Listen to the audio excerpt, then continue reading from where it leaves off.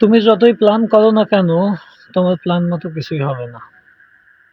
হ্যাঁ, হয়তো কিছুটা তুমি অ্যাচিভ করতে পারবে, বাকিটা হবে না। কারণ সবকিছু আসলে আমাদের প্ল্যান মতো হয় না। মাঝে মধ্যে আমি গত কয়েকদিন ধরে আমাদের জার্নিতে,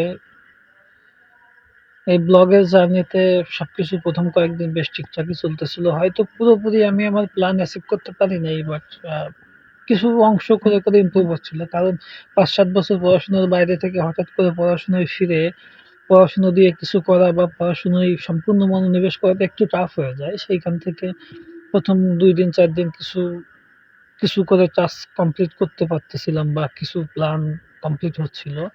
কিন্তু গত লাস্ট ২-৩ দিন ধরে একটু শারীরিকভাবেও অসুস্থতা অনুভব করছি।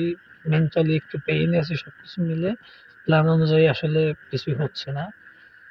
তবে ভেঙে পড়লে চলবে না। আর এই প্ল্যান অনুযায়ী কিছু না হওয়াতে অভ্যস্ত হওয়া যাবে না। কারণ আসলে আল্টিমেটলি আমরা অভ্যাসের দাস। যেটা একবার অভ্যাস করে ফেলি সেটা দীর্ঘ টাইম পর্যন্ত কন্টিনিউ হয়।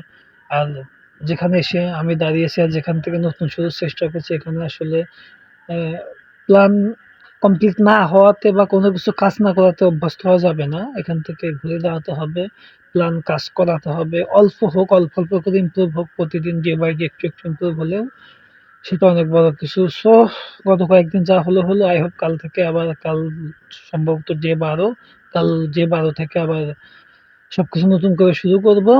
দেখা যাক কতদূর কি হয়। বাকিটা ইনশাল্লাহ আই হোপ সবকিছু ঠিকঠাকই হবে।